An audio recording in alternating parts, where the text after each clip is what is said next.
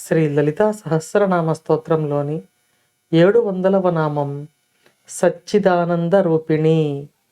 మంత్రస్వరూపంలో శ్రీ సచ్చిదానంద రూపిణ్యై నమః.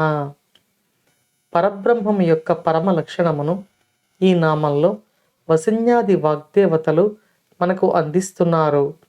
ఈ నామాన్ని ఒకసారి పరిశీలిస్తే సత్ చిత్ ఆనందములు తన స్వరూపంగా కలిగిన తల్లి శ్రీ లలితా పరమేశ్వరి అని మనకు అర్థం అవుతుంది. ఇక ఈ సత్ చిత్ ఆనందములు అంటే ఏమిటో ఈ నామంలో మనం తెలియజేసుకుందాం. ఇక ఇప్పుడు సత్ అనే పదానికి అర్థం తెలుసుకుందాం. సత్ అంటే కాలమునకు లోబడని, కాలమును శాసించు అమృత స్వరూపిణి శ్రీ లలితా పరమేశ్వరి అని ఈ నామం మనకు తెలియజేస్తుంది. ఈ సృష్టిలోని ప్రతి ఒక్కరూ బ్రహ్మదేవునితో సహా కాలమునకు లోబడుతారు. వీరి జీవనకాలం కొన్ని ఘడియల నుంచి కొన్ని యుగముల వరకు ఉంటుంది. ఆ తర్వాత వారు ధరించిన శరీరమును విడువవలసిందే. అంటే కాలమునకు లోబడుతున్నారు అని అర్థం. శరీరము తన పటుత్వమును కోల్పోవుట, వెంట్రుకలు తెల్లగా మారుట, ఈ సూచనలు అన్నీ మనం కాలమునకు లోబడి ఉన్నామని తెలియజేస్తాయి.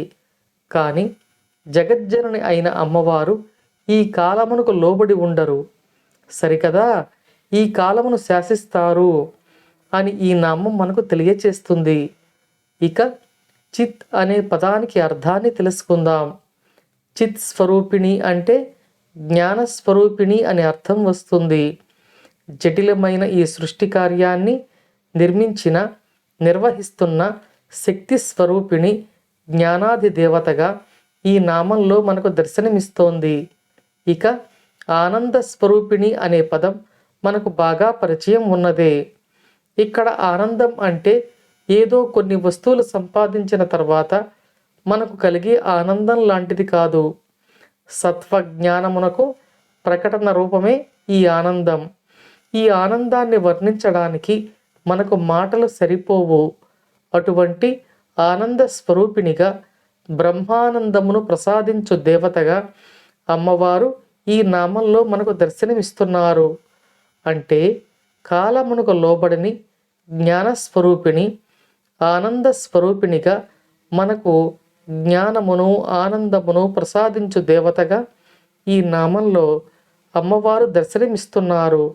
అమ్మవారి అనుగ్రహం మనపై ఎల్లవేళలా ఉండాలని కోరుకుంటూ ఓం శ్రీమాత్రే నమః.